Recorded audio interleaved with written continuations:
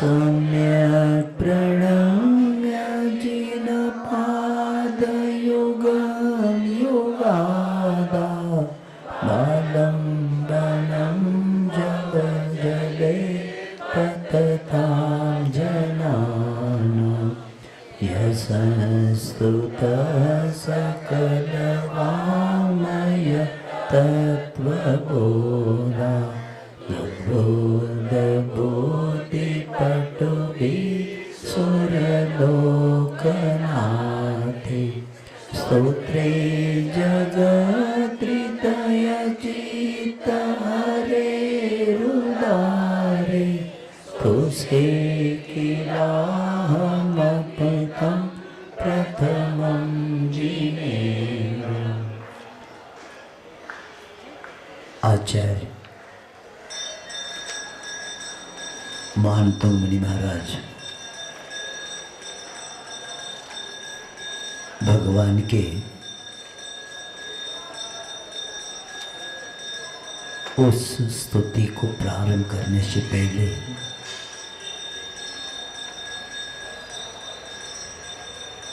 उनके बारे में, उनका सौंदर्य, उनकी मुद्रा और उनका रूप का वर्णन करते हुए कहते हैं कि भगवान आप सौंदर्य के सिंधु हैं, क्योंकि संसार में जिसकी कोई उपमा नहीं है। देव, मनुष्य और नाग कुमार आदि सबकी आंखों के लिए अत्यंत प्रिय है। ये बता के आचार्य उनकी यश कीर्ति के बारे में कि आपका यश पूर्ण चंद्र सा धवल ऐसे सुयश विश्वव्यापी हो रहा है, जो उचित भी है, क्योंकि जब तक सामान्य राजदूत भी सम्मान पूर्वक सर्वत्र भ्रमण करता है, तब इंद्र, धर्मेंद्र और चक्रवर्ती के स्वामी के गुणों का यथेष्ट संचार कौन रोक सकता है? क्योंकि आपकी ज्ञान कला की चरम सीमा ही अनंत सुख है। जब ज्ञान कला की चरम सीमा पर व्यक्ति पहुंचता है, वह नियम से अनंत सुख को प्राप्त कर देता है। तथा आप अनंत शक्ति के पुंज हैं और ऐसे गुणों का यश जगत भर निर्बाध संचार कर रहा है।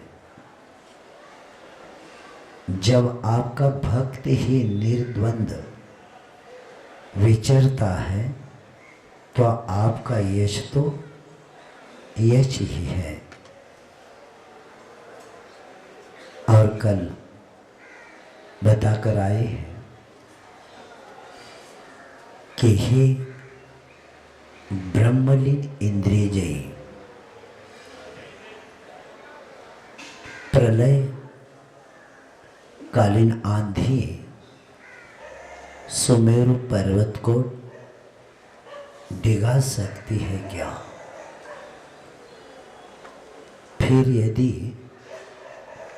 ये अप्सराएं आपको तपस्या से थोड़ा सा भी विचलित नहीं कर पाई तो इसमें कोई आश्चर्य नहीं है, क्योंकि ब्रह्म स्वरूप आत्मा के आनंद का आस्वादन करने वाला व्यक्ति विषय वासना को उसके पास अवकाश कहाँ है। देख लेना, विषय से व्यक्ति कौन प्रभावित होता है?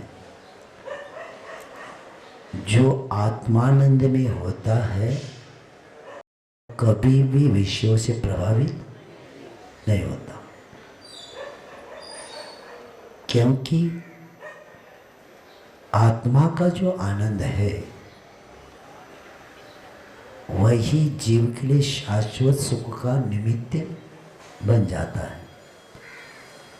और जो विषय वासना को जो सुख मानता है वह कभी भी आत्म शांति को प्राप्त नहीं कर सकता। तो इसीलिए वे पवित्र हृदय में दुर्भावना कैसे आ सकती? पवित्र हृदय में दुर्भावना आ ही नहीं सकती। और आप तो वैराग्य और तत्व ज्ञान की साक्षात मूर्ति है। थोड़ा सावधान रहेंगे, एक एक शब्द को मैं अब जो बता रहा हूं वहां आपका उपयोग लगा रहे। आप वैराग्य और तत्व ज्ञान की साक्षात मूर्ति है। वैराग्य और तत्व ज्ञान, जो संसार शरीर भोगों से विरक्त होता है, जगत काय स्वभाव व संवेग वैराग्य अर्थम। जगत और काय यानी शरीर, इसका जो व्यक्ति चिंतन करता है वही व्यक्ति संसार से भयभीत हो जाता है, और इसी को वैराग्य कहते हैं। भगवान वैराग्य की साक्षात मूर्ति है और तत्व ज्ञान की मूर्ति है। तत्व ज्ञान क्या होता है? कितना ज्ञान? तत्व कितने हैं? 7 तत्व है। आप लोग कौन से तत्व तक पहुंचे हैं?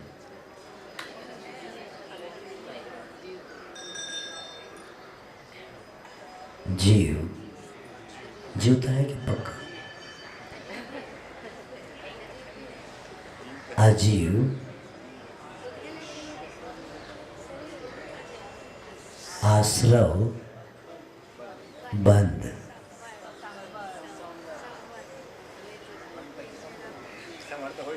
संवर हो रहा है आपका?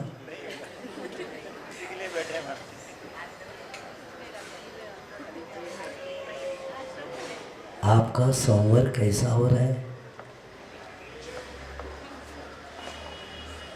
जो मोक्ष के योग्य है वो संवर सगुप्ती समिति कहाँ से शुरू होता है? गुप्ती से ही संवर कार्यकारी माना गया है। धर्मानुपे परिचय चारित्र्य।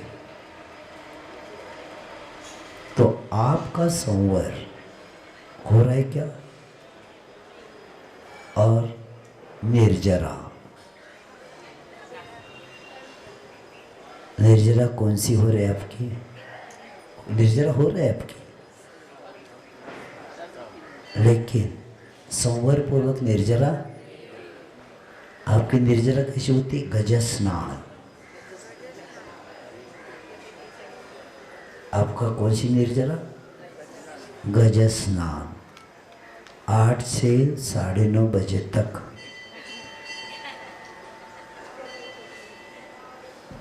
क्या हो गया? शुभोपयोग हो गया। प्रवचन सुनते समय कर्मों की निर्जरा भी हो रही है, लेकिन यहाँ से बाहर जिनवानी होते ही क्या हो जाता है? अशुभ उपयोग भी शुरू हो जाता है। यानी हाथी को साबुन से धो लिया। कौन से साबुन से? मोती साबुन से। हाथी को मोती साबुन से धो लिया और हाथी बाहर आते ही मिट्टी क्या करता है? उस सरोवर से बाहर आते ही हाथी क्या करे? मिट्टी को। उसी तरह आप संसारी का ये कथा है, बहु कथा। छड़ल कर क्या कहते? तास भ्रमण की है बहु कथा, पे कुछ कहूँ मैं मुनिया था। मैंने बताऊँ, मुनियों ने जो बताया, लेकिन बहुत कथा है बड़ी। तो अनंत काल की हमारी कथा बहुत बड़ी है। तो इसीलिए 7 तत्व में से संसारी 4 तत्व तक ही पहुंचा है। जीव, अजीव, आश्रव, बंध।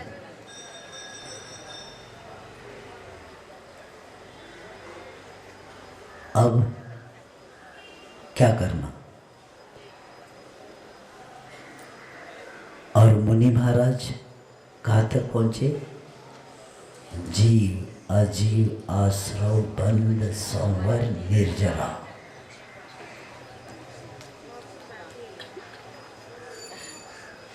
परिग्रह वाला आगे नहीं पहुंच पा रहा है। इसलिए हमारे भगवान की प्रतिमा अंतिम तत्व क्या? मोक्ष। इसीलिए हमारे जिस प्रतिमा की हम वंदना पूजन आदि करते हुए ज्ञान तत्व की साक्षात मूर्ति है। और इसीलिए हमें वह पूजनीय है। यानी जिनके 7 तत्वों की पूर्णता है, ऐसे भगवान हमें मिले हैं। इसीलिए तत्व ज्ञान और वैराग्य की साक्षात मूर्ति भगवान आप है। और ऐसे अतः आपका करुणामय विश्व प्रेम भी निस्वार्थ होने के कारण बिल्कुल निष्कलंक है। हमारे भगवान करुणामयी है। विश्व प्रेम क्यों बताया? विश्व तत्वानाम क्या किया उन्होंने? विश्व के लिए तत्व दिया। मोक्ष मार्ग से नेतारम भेतारम कर ज्ञातारम विश्व तत्वानाम वंदे तत्व। यानी जैन धर्म विश्व धर्म क्यों? क्योंकि विश्व के प्राणी मात्र के लिए उपदेश आपने दे दिया। ऐसे नहीं कि सभा 12 लगी है, जैनों के सब लोग हैं क्या वहाँ 12 सभा में? प्राणी मात्र के लिए उपदेश है। इसलिए संबंध महाराज जी ने सत्वान दिया, जैनानम नहीं दिया। देश्यामि समीचीन धर्मम कर्म संसार दुख तो सत्वान। यानी संसार में जितने भी दुखी जीव है उन जीवों को समीचीन धर्म का ज्ञान देके उत्तम सुखों को पहुंचने वाला धर्म बताया। सत्वान शब्द आया जैनों के लिए नहीं, वो उपदेश किसके लिए? प्राणी मात्र के लिए। इसीलिए विश्व तत्वानाम यानी प्रत्येक जीव प्राणी मात्र के लिए उपदेश भगवान ने दे दिया। इसीलिए विश्व तत्व यानी विश्व के प्राणियों के कल्याण का लक्ष्य हमारे भगवान जी ने रखा था। इसीलिए निस्वार्थ होने के कारण जो सीमित लोगों को उपदेश देता है वो स्वार्थी होता है। परोपकारी वे होते हैं जो प्राणी मात्र का कल्याण का लक्ष्य रखते हैं।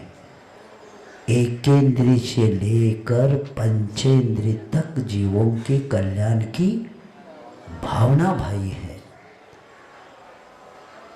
तब जाकर, इसलिए तो वनस्पति के ऊपर भी मुनिराज पैर नहीं देते। क्यों नहीं देते? क्योंकि उसमें भी जीव है। तो इसीलिए वे निष्कलंक है। और कल अंत में बताकर आए कि भगवान आप कोई विलक्षण दीपक है, क्योंकि आप धुआं, बत्ती और तेल से रहित है। आप कैसे?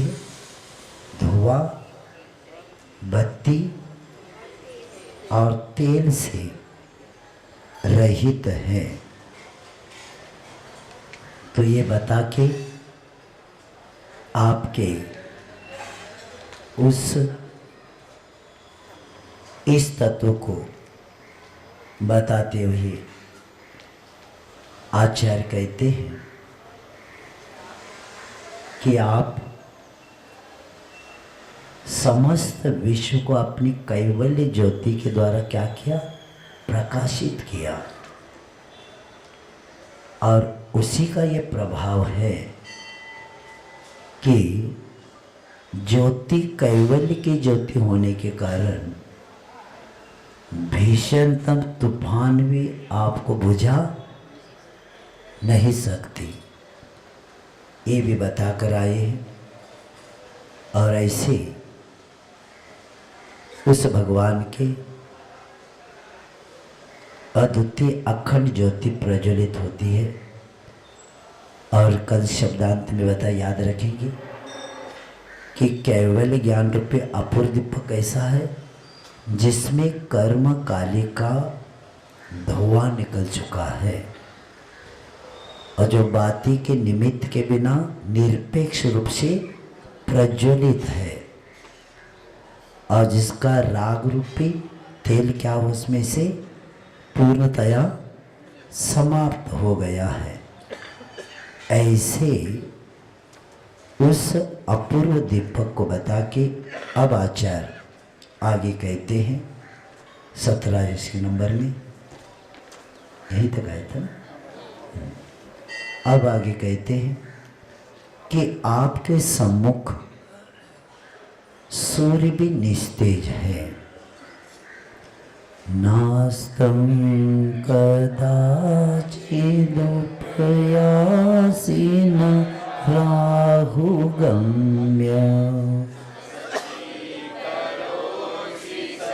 इसको बोलो, मैं बताता हूँ उसको बोलो। आज थोड़ा सा ठीक है अपना आवाज़, मैं जो बताता हूँ उसे बोलो। नास्तं कदाचिदुपयासीन राहुगम्य।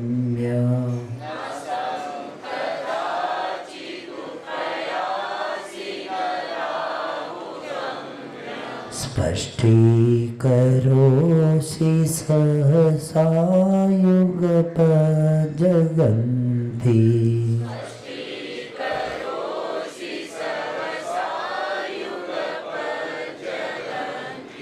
नाभोधरोदर निरुद्ध महाप्रभाव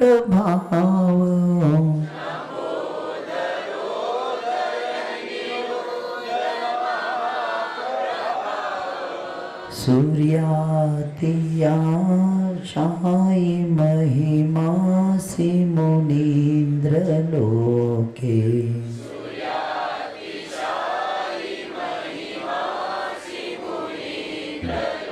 एक बार बोलेंगे नास्तम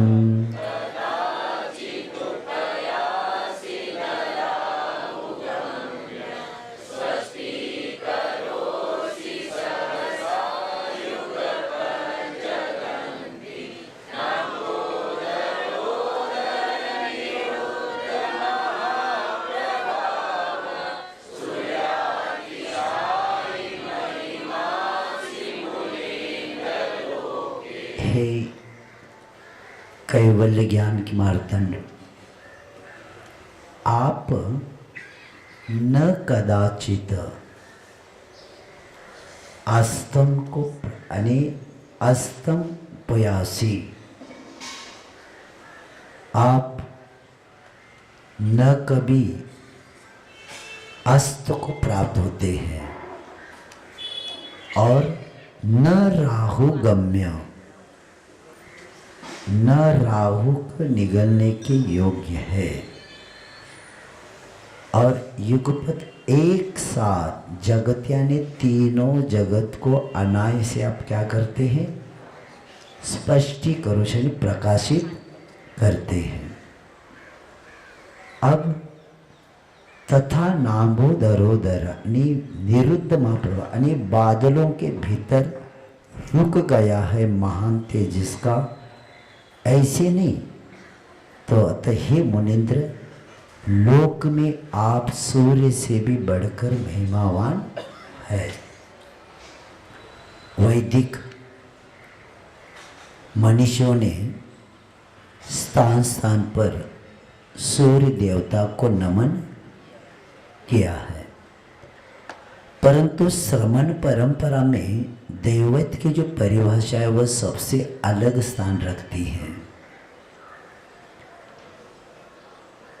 तो वीतराग सर्वज्ञ हितोपदेशी ये आप ही इस परंपरा में पूजनीय माने हैं।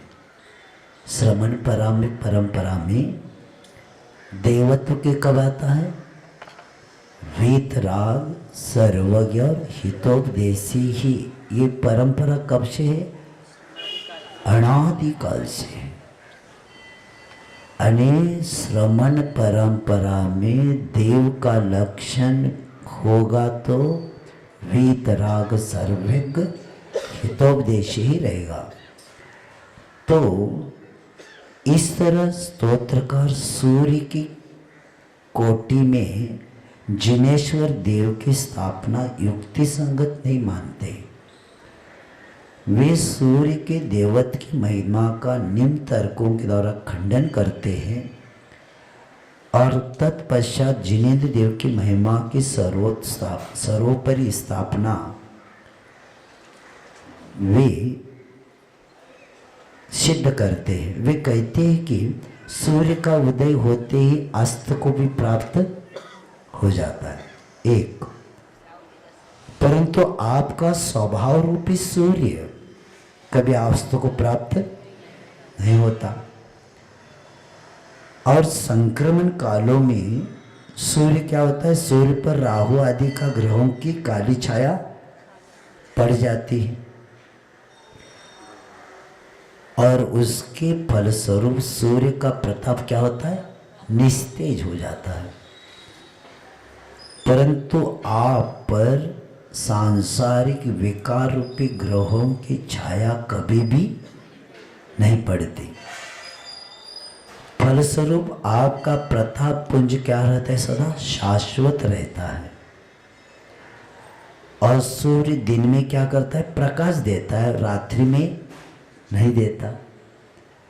और सूर्य ये भी देखना खुले स्थानों को आलोकित करता है, प्रकाशित करता है खुले स्थान में, लेकिन अच्छिन्न स्थानों में नहीं करता।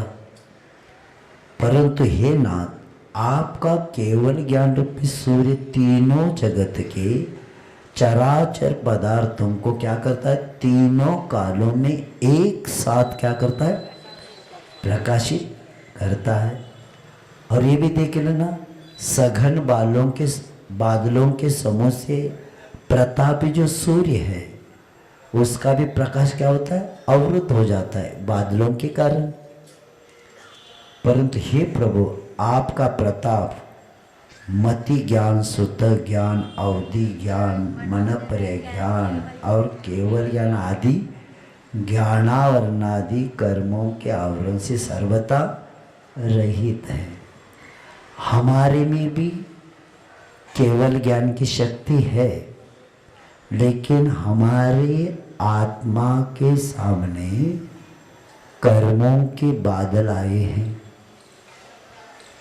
इसी बादलों के कारण हमें केवल ज्ञान की प्राप्ति, जैसे हवा आते ही, बादल हटते ही सूर्य के किरण नीचे तक आ जाते, क्योंकि सूर्य प्रकाश की गति 1 सेकंड में 1,86,000 मील का होता है।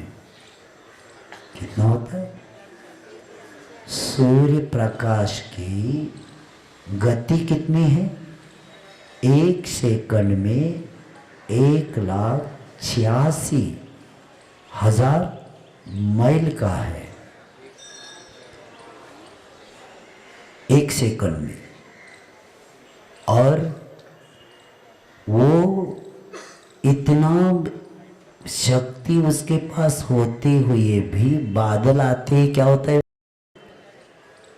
रुक जाता है सूर्य प्रकाश। जब बादल हटते ही तुरंत वो किरण नीचे आ जाते। तो आत्म सूर्य की गति कितनी है? वो तो अनंत शक्ति वाला है। यानी ये केवल ज्ञान आदि और कर्मों का आवरण हटते ही वह व्यक्ति 3 लोक का ज्ञान उनके क्या होता है? प्रतिबिंबित होने लग जाता है। इतनी शक्ति हर आत्मा में है। आप लोग भी परमात्मा बन सकते हैं। कल बता कर आए हैं, हमारे भगवान ने कभी नहीं कहा कि आप सब सदा भक्त बनना है। आपको भी क्या बनना है? भगवान बनना है। और भगवान बनने का मार्ग ही बताया। क्योंकि स्वार्थी होता है ना, वो सब ज्ञान नहीं देता। देंगे तो हमसे विद्वान बनेगा। वकील के पास आप जाकर कहेंगे, वकील साहब थोड़ा ऐसा ऐसा प्रकरण है, थोड़ा सा क्या करना? वो कहते पहले रखो कुछ। ऐसा तो नहीं फ्री में हमारा ज्ञान। नहीं तो डॉक्टर साहब क्या हो गया, थोड़ा सा निदान बताना। किस पेपर किया क्या? संसार में प्रत्येक व्यक्ति स्वार्थ के साथ कार्य करता है, सापेक्ष करता है। लेकिन भगवान का ज्ञान क्या है? निरपेक्ष है। और इसीलिए हे मुनिनाथ, आपकी महिमा तथा कथित सूर्य देव से भी अधिक बढ़ चढ़कर है। अतः सूर्य से आपकी तुलना नहीं कर सकते। अब कहते हैं चंद्र से भी अधिक सौम्यता आप में है। इसलिए आगे बताते हैं, नित्योदयं दलितमोहमहान्धकारम्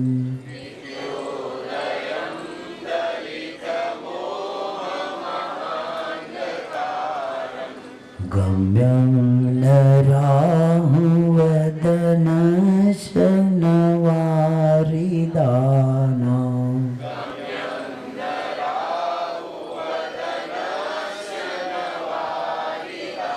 विभ्राजते तव मुखाब्जमनल्पकान्ति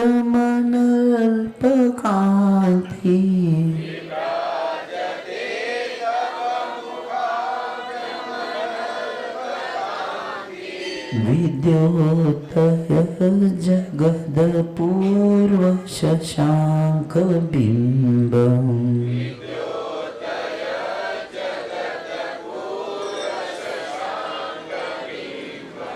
नित्योदयं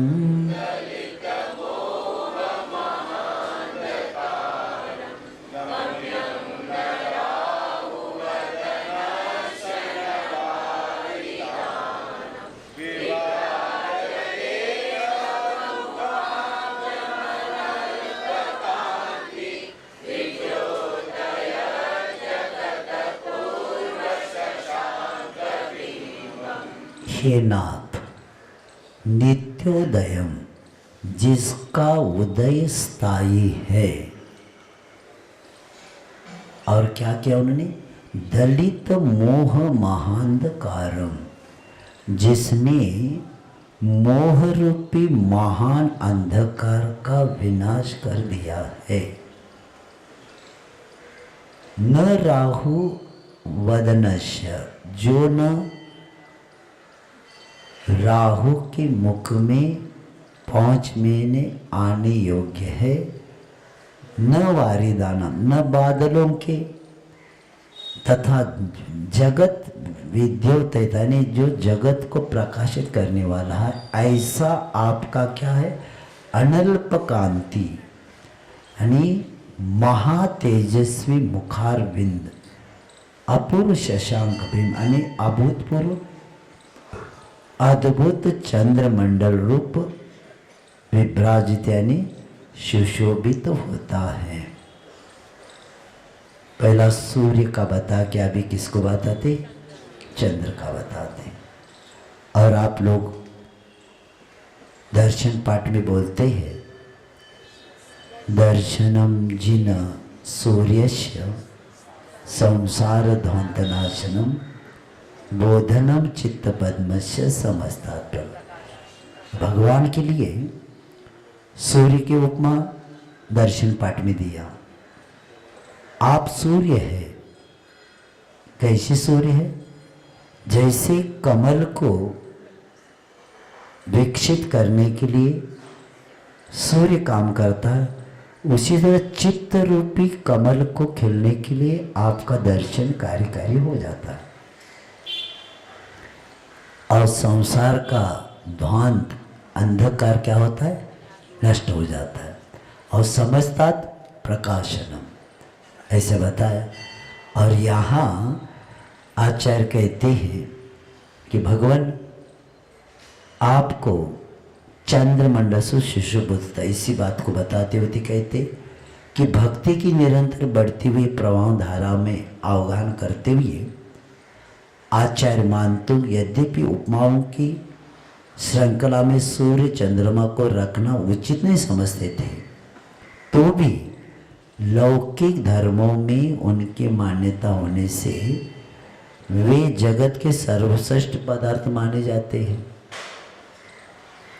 अन्य दर्शन में इनकी बहुत मान्यता है। तो जबकि वस्तु स्थिति है कि तीनों लोकों में मान्य सर्वश्रेष्ठ पदार्थ तो परमात्मा पद है, इसलिए उस मान्यता का खंडन करना नितांत आवश्यक प्रतीत होता है। इसलिए पुनः पुनः इन्हीं उपमानों को प्रयोग श्लोकों के द्वारा कर रहे। देखो 13वें में जिसमें कि जिनेन्द्र देव का मुखमंडल की उपमा सदोष चंद्रमा से व्यक्त किया, 13 नंबर के छंद में मैं क्या बता कर रहा है? मैं आपको मुख उपमा दे नहीं सकता, क्योंकि है वो क्या, चंद्रमा कलंक से सहित है और उन्होंने उचित नहीं समझा, और सूर्य से ना ही सूर्य से। और इसमें अभी क्या कहते, विलौकिक चंद्रमा की हीनता और जिनेन्द्र देव की मुख्य रूप अलौकिक और चंद्रमा की विशेषता का तुलनात्मक विश्लेषण कर रहे। तो आचार्य कहते हैं कि लौकिक चंद्रमा को तो उदय भी होता है और अस्त को भी प्राप्त होता है, लेकिन आपका मुखमंडल ओजमय रूपी जो चंद्र न उदय होता है न अस्त को प्राप्त होता है, अर्थात नित्योदय यानी निरंतर ही उदयमान रहता है। वास्तव में अरहंत देव का ज्ञान क्या है? नित्योदय है। केवल ज्ञान कैसा है उनका? अब अस्त को प्राप्त होने वाला नहीं है। केवल ज्ञान जिन्होंने प्राप्त किया वो सदा नित्योदय, क्योंकि इसी के द्वारा अभी वो सिद्ध भी बनने वाले हैं। तो ऐसे नित्योदय रूप है जो कि मोह के अंधकार को दूर करता है। ये बाहर का अंधकार नष्ट करता है और ये भगवान का केवल ज्ञान के द्वारा कई जीवों का क्या होता है? मोह रूपी अंधकार नष्ट हो जाता है। अलौकिक चंद्रमा क्या कहता है? सामान्य अंधकार का नाश करता है, किंतु आपका मुखचंद्र मिथ्यात्व रूपी महा अंधकार को क्या करता है? विनष्ट कर देता है। और चंद्रमा की कांति तो शुक्ल पक्ष की पूर्णिमा के पश्चात पुनः क्रमशः क्षीण हो जाती है, परंतु आपका ये मुख रूपी पूर्ण चंद्र सदैव क्या होता है? अनल्प कांति वाला होता है। और चंद्र ग्रहण के समय वह क्या होता है? राहु ग्रह के द्वारा ग्रसा जाता है और उसके कारण आप, किंतु आपका अलौकिक मुखचंद्र दुष्कृत रूपी राहु से भी कभी ग्रसा नहीं जाता। लौकिक चंद्रमा को ज्योत्सना बादलों से पराजित हो जाते, लेकिन आपके गुणों की शुभ्र ज्योत्सना किसी भी प्रकार का आवरण रोक नहीं सकता। अलौकिक चंद्रमा तो अपना प्रकाश सीमित क्षेत्र पर प्रकाशित करता है, जबकि आपके ज्ञान लोक से तो तीनों लोक ही क्या हो जाते? प्रकाशित हो जाते। इसीलिए यहाँ उस नित्योदय करके उसका क्या किया? अन्य बाहर चंद्रमा का इसमें खंडन करके वीतराग भगवान को जैसे दर्शनम जिन चंद्रस्य सद्धर्मामृतवर्षनम जन्मदाह विनाशाय वर्धनम सुखवारिधे।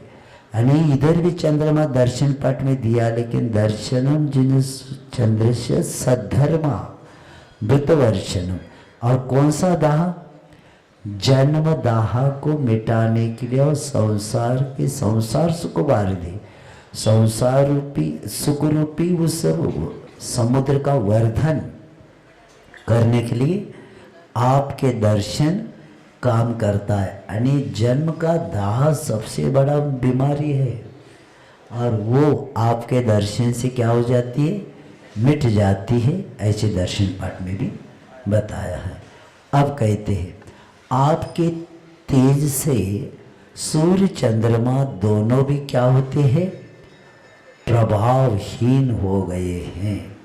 वीतराग भगवान का इतना प्रभाव है कि उनके सामने न सूर्य का प्रभाव है न चंद्र का है।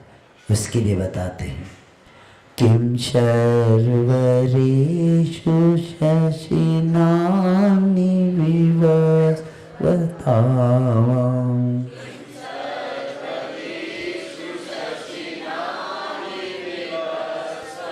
युष्मन्मुखेन्दुदलितेषु तमसु नाथ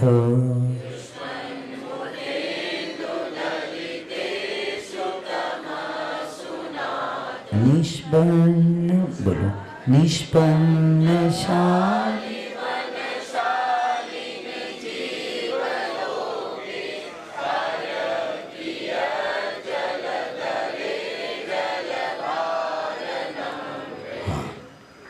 हे वीतराग विज्ञान पयोधर,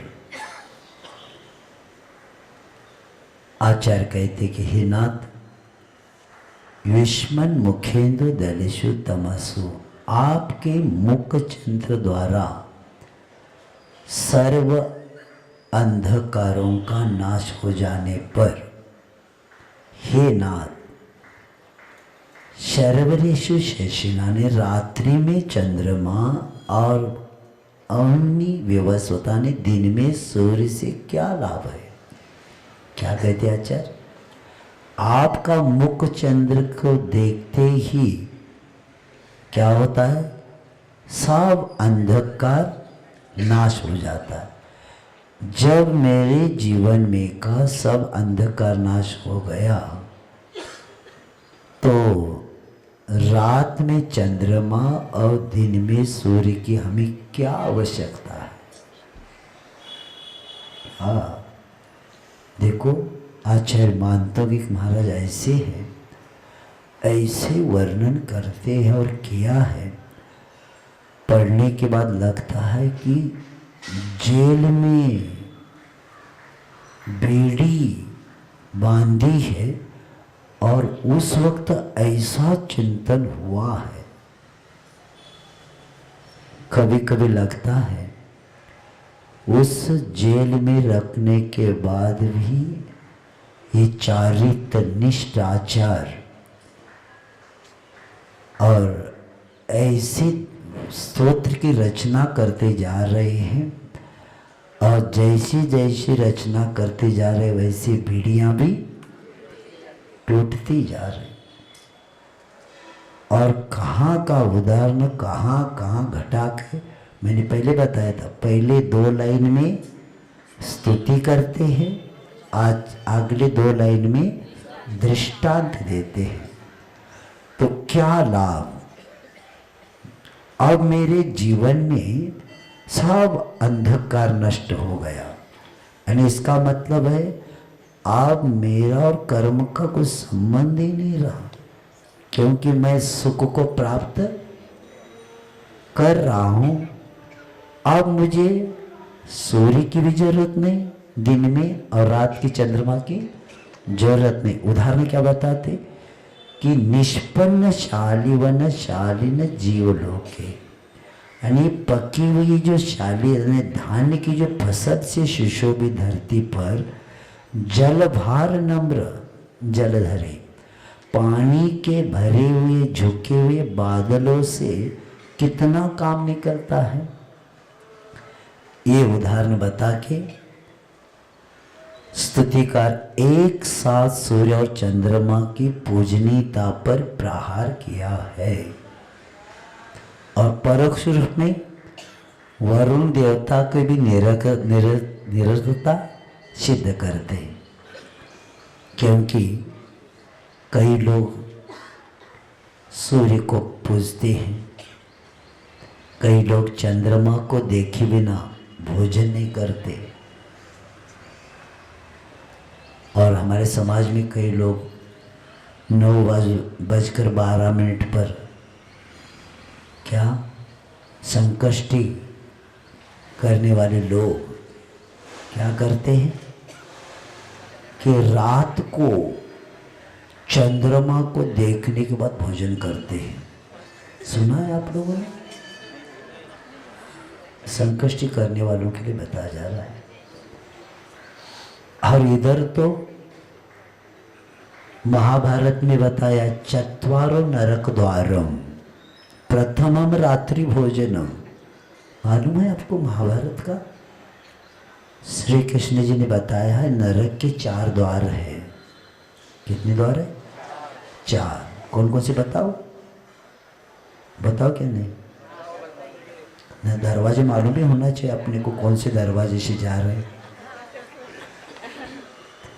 चत्वारो नरक द्वारम प्रथमम रात्रि भोजनम परस्त्री गमनम चेव संघानंत काय कहो। यानी रात्रि भोजन करना, दूसरा परस्त्री गमन, संधान खानाने अनंत काय वाले जीव, यानी ये आचार, क्या बोलते? आचार खाते ना, आचार। आचार मराठी में क्या बोलते? लोणचं। हाँ सुनो, ये लोग क्या समझते हैं, और आचार के बिना ग्रास नहीं जाता। और 48 मिनट के बाद यानी लोग, दादी ने ग्रीष्म काल में अचार करके पैक किया और उन्होंने कहा कब निकालना, 6 महीने के बाद निकालते क्या, कितने महीने के बाद, तो आचार सीजन में बना के रख दे, पैक किया बरनी को और कहते अभी नहीं खोलना, हवा भी नहीं जाना चाहिए, मराठीत कहते मुरल्यानंतर, अब इसका मुरला नहीं जीव बनने के बाद ही खोलना, तब इनको अच्छा लगता है। तो ये इसीलिए महाभारत में बताया है कि आचार खाना भी नरक का द्वार है। और अनंत कायजी यानी जमीन कंद, ये 4 दरवाजे हैं नरक जाने के। कौन कौन सा? रात्रि भोजन, परस्त्री गमन, आचार और अनंत कायजल ने कंदमूल। इसको खाने से व्यक्ति नरक जाता है। ये जैनों की बात नहीं कहूँगा, अपना पछता नहीं, बाहर का पछता है, यहाँ का अच्छा नहीं लगता, ये हमें पता है ना जैनों में का। लेकिन महाभारत ने बताया, क्योंकि कई लोगों को अभी भी पता नहीं ये जमीन कंद त्याग क्यों करवा देते। आलू है, प्याज है, लहसुन है, क्यों बताया? क्योंकि विज्ञान के अनुसार मैं बताता हूँ, इसका विकास अंधकार में होता है। क्या होता है? सेब है, अमरूद है, ये सब ऊपर लगते हैं और इसका विकास क्या होता है? जमीन में होता है। और भूमि पृथ्वी में तम तत्व होता है। पृथ्वी में क्या होता है? तम तत्व होता है, इसीलिए वो तामसिक बनता है।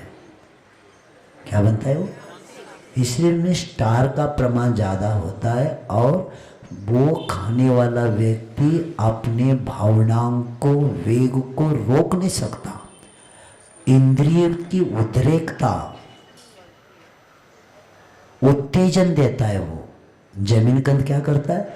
व्यक्ति के मन में वासना की उद्रेकता निर्माण करने का काम ये जमीन कंद करता है। इसीलिए व्यक्ति अपने परिणाम ठीक नहीं रख सकता। इसलिए सावधान हो जाना कि मर्यादा रखते हुए भोजन का विवेक रखो, परिणाम ठीक रखना है। तो ये जमीन कंद त्याग किए बिना आपका परिणाम आप ठीक रख ही नहीं सकते। तो इसलिए नरक के 4 द्वार में रखा उसको महाभारत में। तो ऐसे उस चंद्र और सूर्य ये दोनों की भी निरखता बताते। तो आचार्य कहते कि जब आपके मुख रूपी चंद्रमा से समस्त जीव लोग क्या करता है? अज्ञान रूपी अंधकार दूर हो जाता है। तो दिन में अधिपति दिनकर, रात्रि अधिपति सूर्य। क्या? रात्रि के अधिकारी निशाकर के प्रकाश देने से क्या लाभ है? क्योंकि सूर्य सिर्फ दिन में होता है और चंद्रमा केवल रात्रि में, और वो भी लौकिक अंधकार नष्ट करता है, हमारा अज्ञान रूपी अंधकार नष्ट नहीं कर सकता। और यहाँ बताया जिनेंद्र भगवान के दर्शन से मिथ्या दृष्टि भी सम्यक दृष्टि, यानी जिनबिंब दर्शन से तिर्यंच गति और मनुष्य गति के लिए बताया है। जिनबिंब दर्शन से सम्यक दर्शन की प्राप्ति हो जाती।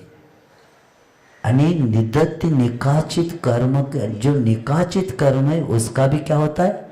धौला की 6ठी किताब में बताया है कि निकाचित कर्म जो तप त्याग के द्वारा नष्ट नहीं होते, वो जिनबिंब दर्शन से क्या बताया? जो तप और त्याग के द्वारा जो कर्म की निर्जरा नहीं होती, वो किसके द्वारा होता है? जिनेन्द्र दर्शन से होता है, इतना महत्व है जिनेन्द्र भगवान के दर्शन का। धवला की छठी किताब में बताया। तो इसीलिए ऐसे सूर्य सिर्फ दिन में और चंद्रमा रात्रि में, लेकिन ये भी है कि सीमित क्षेत्रों को अंधकार, लेकिन इसके विपरीत आपकी कीर्ति और प्रभा तो रात दिन जगमग। और आगम में हम पढ़ते हैं कि समौ शरण में तीर्थंकर देव की कांति के कारण 24 घंटे, जहाँ समोशर लगता है ना, वहाँ 24 घंटे क्या होता है, तेज प्रकाश बना रहता है। वहाँ न रात्रि की चंद्रमा न दिन में सूर्य की आवश्यकता। भगवान के समोशर जहाँ लगता है वहाँ अंधेरा नहीं होता। तो इसलिए तो आचार्य कहते हैं। अब सूर्य चंद्रमा में क्या मतलब है, ये घटाकर आचार्य इधर घटाते, क्योंकि आवश्यकता रहे भी क्यों, क्योंकि कार्य की निष्पत्ति हो जाने पर कारणों का फिर मूल्य ही क्या है। उदाहरण के लिए बताते, खेत में फसल पक गई है और काटने का भी, उसके कटने का समय भी आ गया है। उस समय यदि वरुण देव गर्जना कर रहे और मूसलधार क्या है, पानी बरसावे, तो उससे लाभ की अपेक्षा क्या हो जाएगा, हानि ही हानि हो अधिक संभव है। और पानी को बरसते हुए देखकर किसान के आंखों में भी मूसलधार यानी पानी बरसने लगता है।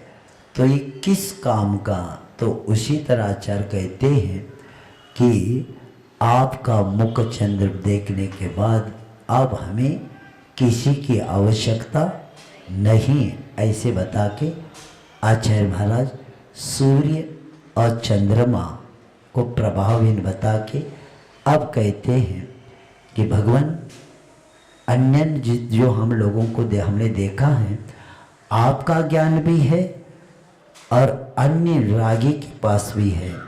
तो कहते आपका ज्ञान कैसा है, निरपेक्ष है, और जबकि अन्य शेष प्रभुओं का क्या है, सापेक्ष है। इसी बात को लिए आगे बताते हैं। ज्ञानम यथा, बोलो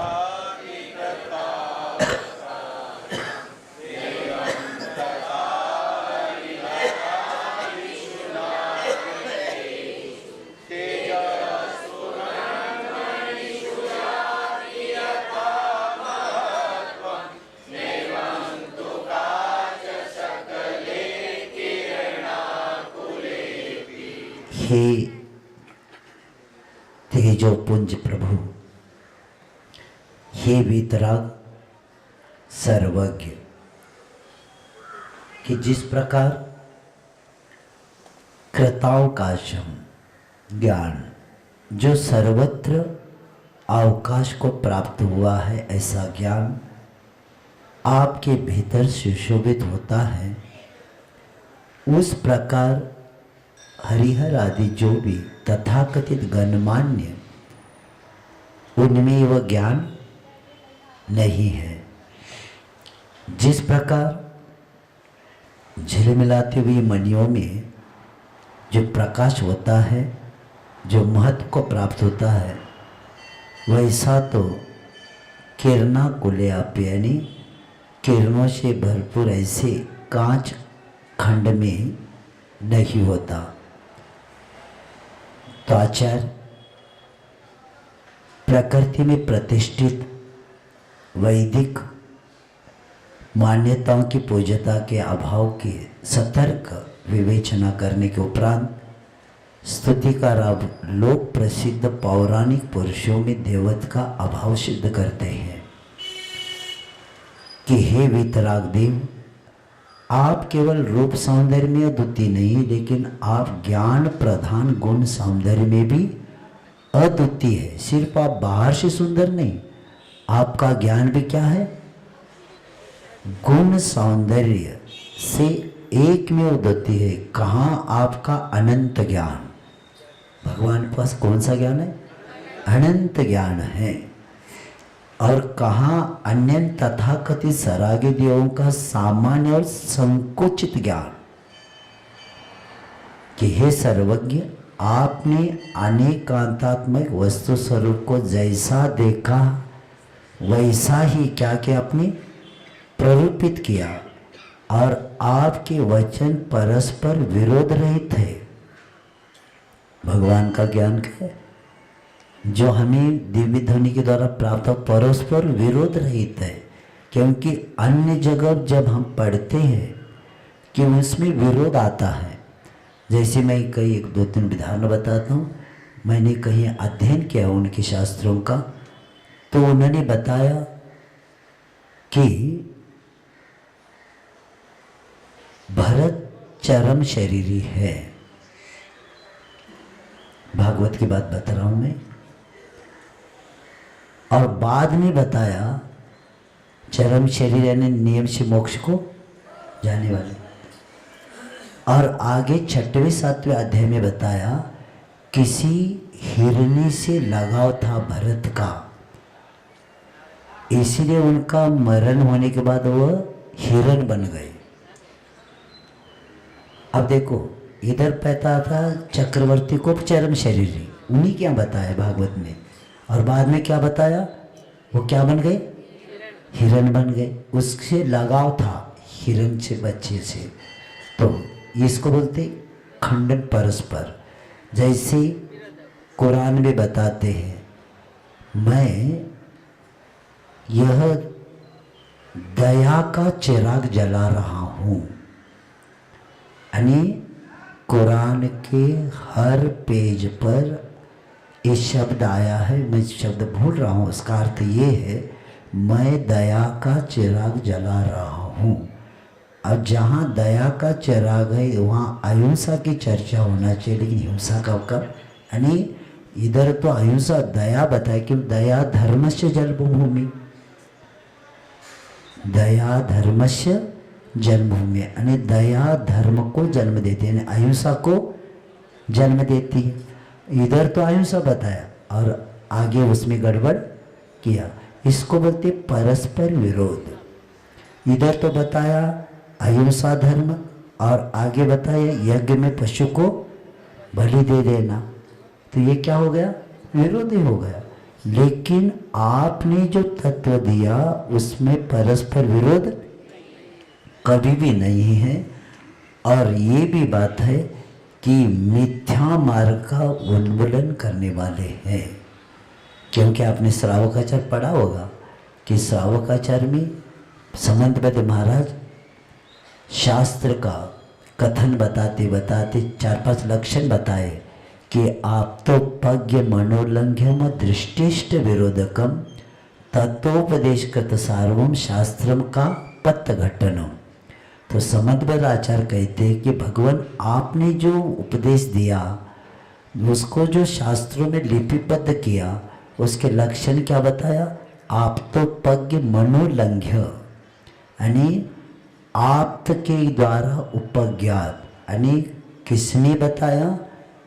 आप्त ने बताया। आप्त कैसे? निर्दोष है। तो पहला आप्त ने जाना, तो आप्त ने जाना इसका मतलब है अब इसमें दोष नहीं है। आप तो वो मनोलंघ्य, इसका उल्लंघन कोई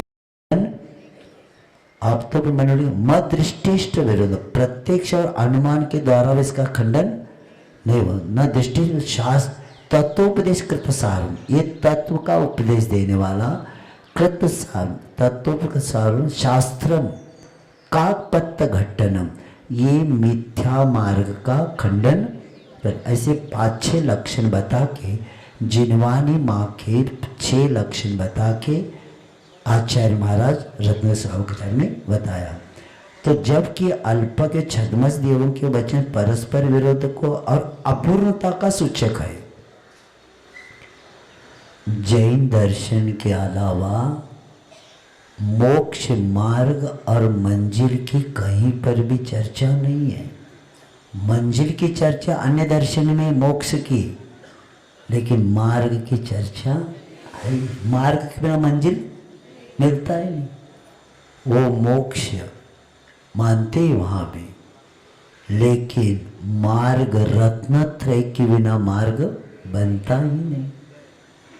इसीलिए अभी तक जितने आत्मा से परमात्मा बने हैं इसी दर्शन से बने हैं, और प्रत्येक को इसको ही स्वीकारना पड़ा है। और अपने स्थान में सामान्य ज्ञान अपने शुद्ध रूप में जिस शो प्राप्त होता है, वैसे जो हरिहर आदि है इन लौकिक देवता में नहीं है, क्योंकि मिथ्या दर्शन के कारण उनका ज्ञान भी क्या होता है, मिथ्या दर्शन के कारण ज्ञान भी मिथ्या ही होता है। और जिस प्रकार चमचमाती जगमाते हुए वैडुर पद्मराग इंद्रनल मणि जो होती है उसके स्वभाव में और उत्पन्न होने वाला जो तेज होता है, वैसा तेज चमक दमक सूर्य की किरणों से समटे हुए कांच के टुकड़ों में नहीं होता। तो यहाँ सरागे देवताओं की तुलना कांच के टुकड़ों में और वीतराग भगवान की रचना यानी मणि मुक्ताओं से दी है। और सपर प्रकाशक मणि क्या होता है, सपर प्रकाशक केवल ज्ञान के आगे समस्त ज्ञान क्या है,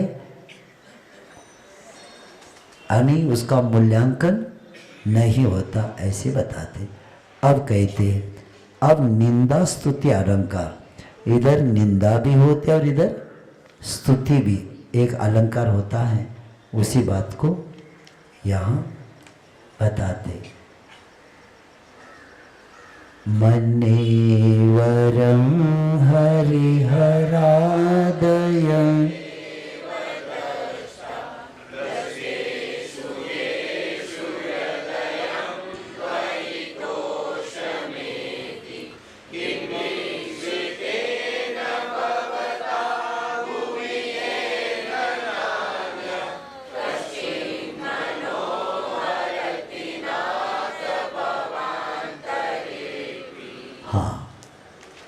आचार्य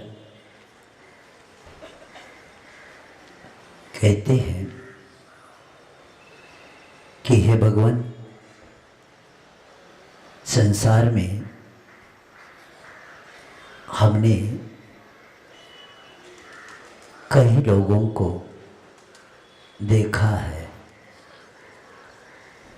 लेकिन आपके दर्शन से केवल नेत्र ही नहीं, हृदय भी क्या होता है, तृप्त हो जाता है। कि मैं समझता हूँ मन्ने, मन्ने यानी क्या, मैं समझता हूँ क्या, दृष्टा हरिहरादय एवं, देखे गए हरिहर आदि ही अधिक अच्छे हैं। बहुत अच्छा, इसको क्या बोलते, कौन सा शब्द अभी बताया हमने, निंदा स्तुति अलंकार। इधर निंदा भी किया और इधर स्तुति भी करके बहुत अच्छा हुआ। क्या, उनको मैंने पहले देखा था, जिनके देख जाने पर हृदय आप में संतोष को प्राप्त हुआ। बहुत अच्छा, उनको मैंने देखा, उनको देखा, इसीलिए जिनके देख जाने पर हृदय आप में संतोष को प्राप्त हुआ, उनको देखा था, बाद में आपको देखा, तो आपको देखते ही मेरा हृदय क्या हो गया, संतोष को प्राप्त हुआ।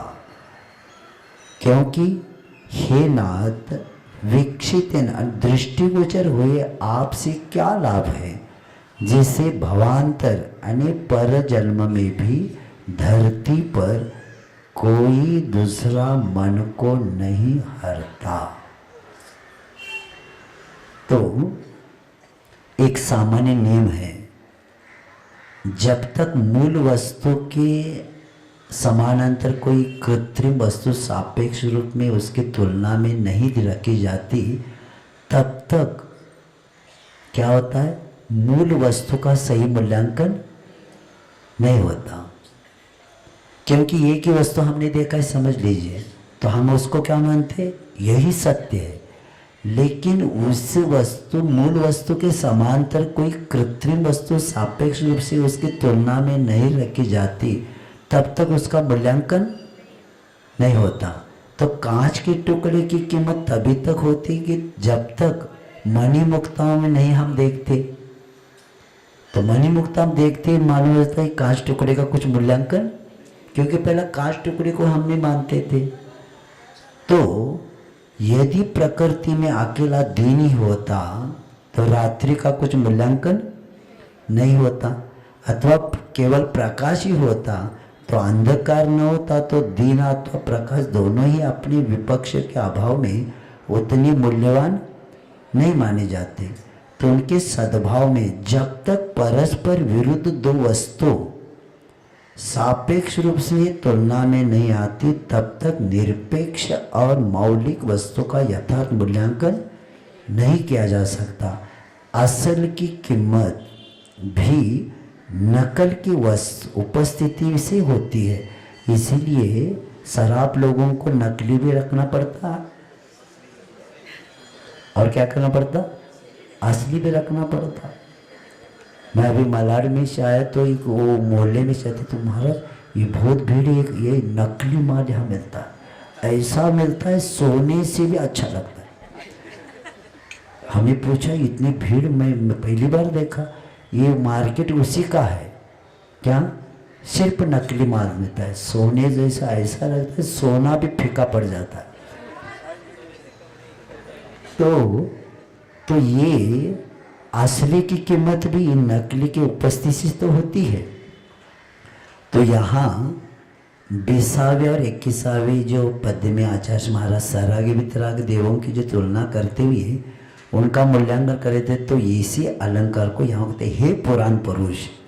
आचार्य क्या कहते, हे पुराण पुरुष, ये तो अच्छा ही हुआ कि मैंने मूढ़ता के क्षणों में तथाकथित लौकिक सरागे देवलों का अवलोकन कर लिया था। कब, मूढ़ बुद्धि थी मैं, मेरी बुद्धि क्या थी, मूढ़ता के क्षणों में तथाकथित सरागी लौकिक देवों के मैंने क्या कहते अवलोकन कर लिया था। अगर उन्हें न देखता तो उनकी ओर से अरुचि कैसी होती। आपको देखने से पहले उनको अगर नहीं देखता तो रुचि कैसी हो जाती होती। वस्तुतः उनमें वह आकर्षण नहीं था कि वे मेरे लोचन मन को एकटक एकाग्र करके अपने में रोक सकते। उनको देखने मात्र से क्या हो गया, उनको देखने मात्र से मेरा हृदय चंचल हो उठा और टिक गया केवल आपकी सौम्य शांत मुद्रा पर। तो इस प्रकार उनके देखने से ये लाभ हुआ कि आपका महत्व उनके सापेक्ष में अपने आप बढ़ गया। उनको देखने के कारण बढ़ गया, नहीं देखते तो मालूम नहीं होता, तो बढ़ गया। तो हे अद्वितीय सौंदर्य सिंधु, आपका मूल्य इन तथाकथित इनकी सिद्ध नहीं कर सकते। यह दर्शन, ये इनके दर्शन से लाभ ये हुआ कि जब आपके अवलोकन की ये हानि हुई, एक तो हमारे भवों की हानि हो गई, आगे जो हमारे भव बढ़ने वाले थे वो क्या हो गए, कम हो गए। और दूसरे ये हुआ कि हमारा चंचल मन आप पर ऐसा एकाग्र होकर टिक गया कि जन्म जन्मांतरों तक भी अन्य देवों की ओर देखने का नाम नहीं लेते, क्योंकि सम्यक दृष्टि एक बार वीतराग का दर्शन करता है तो पुनः किसी को देखने की इच्छा नहीं होती। मैं प्रसंग बताता हूँ। जमशेदजी टाटा श्रवण बेलगोला गए थे,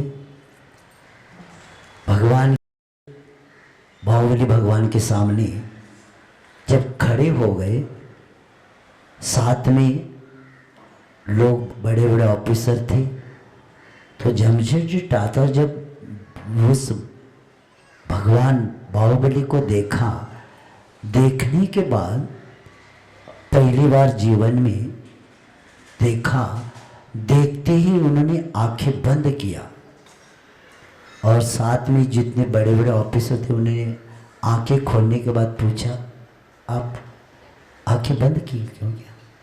तो उन्होंने कहा, ऐसी वितरा प्रतिमा देखकर ऐसे लगा अब किसी को नहीं देखना है, मैं मेरे स्वरूप की ओर आ रहा था। यानी जो वितरा भगवान को देखता है ना, सिर्फ नेत्र सफल नहीं होते, अपना हृदय भी सफल हो जाता है। यानी जिनेंद्र भगवान को देखने के बाद ऐसा लगता है आप किसी को देखने की इच्छा नहीं। तात्पर्य ये है क्योंकि हास्य रंजित अस्त्र शस्त्र सज्जित देवों के हमारे मन को आकर्षित करके इतना चंचल किया, यानी जिनके पास शस्त्र है वस्त्र है उन्होंने हमारे मन को इतना चंचल किया कि एक स्थान पर स्थिरता से टिकता ही नहीं। वो आदमी उनको कपड़े देखते हैं, उनके वो मुकुट देखते हैं, तो हमारा मन क्या होता है? चंचल होता है। लेकिन आपको देखने के बाद इतना मन स्थिर हो जाता है, आप किसी को देखने की इच्छा ही नहीं होती। और इतना स्थान स्थिरता के टिक भी नहीं सका, जबकि वीतराग मुद्रा ने दृढ़ मन को इतना स्थिर एकाग्र किया कि दूसरे देवों को देखने का नाम भी नहीं लेता। तो ये जब पढ़ते हैं और देख लेना, वीतराग भगवान के नाखून से लेकर चोटी तक निरीक्षण कर लेना, जिस भी अवयव के आपका लक्ष्य जाएगा आपको ऊर्जा ही मिलेगी। नियम है, क्योंकि नाखून से लेकर चोटी तक जो 48 प्रकार जो संस्कार हुए, उस संस्कार के कारण उसमें इतना ऊर्जा अपने को मिलती है। और कौन से भी अवयव को देखो कि हमें कर्म की निर्जरा हो ही जाती और मन एकाग्र हो जाता है। हमारे वीतराग को देखने के बाद मन चंचल होता ही नहीं, क्योंकि उसका एक ही कारण है कि ऐसे भगवान के देखने के बाद यानी दृष्टि से येष हृदयम तई तोषमेति, और ऐसे भगवान को देखने के बाद सिर्फ नेत्र नहीं क्या हो जाता है, हृदय भी शांत संतोष को प्राप्त। इसलिए बोलते हैं ना, आद्य में क्षालितम गात्रम नेत्र चिमले कहते।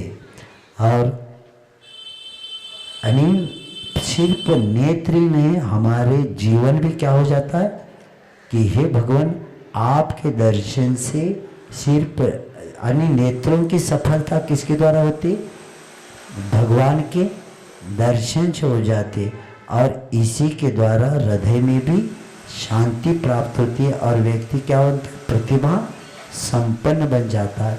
इतना महत्व उस वीतरागता का है।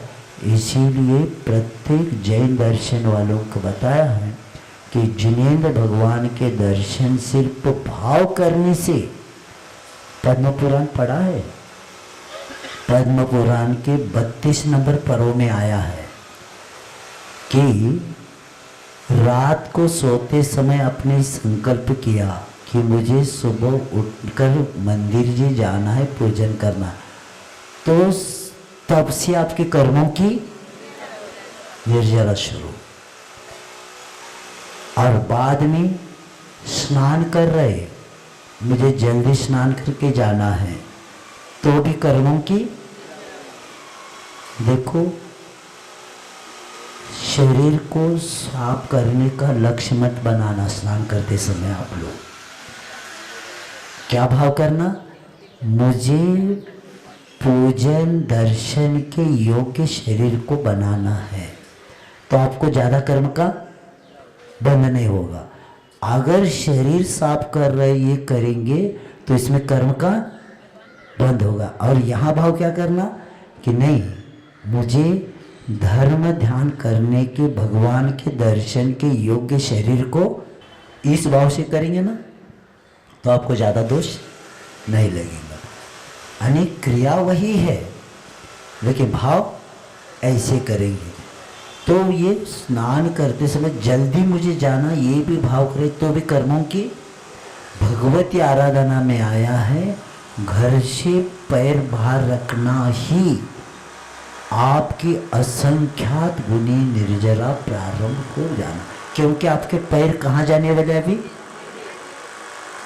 जिन मंदिर की ओर। तब आचार्य कहते भगवती आराधना में आप घर से आपका कदम बाहर पड़ते ही समझ लेना असंख्यात गुनी निर्जरा, क्योंकि आप 3 लोक के नाथ के दर्शन के लिए जा रहे हैं। क्योंकि ऐसे नाथ का दर्शन करने वाला हर व्यक्ति का पुण्य नहीं होता।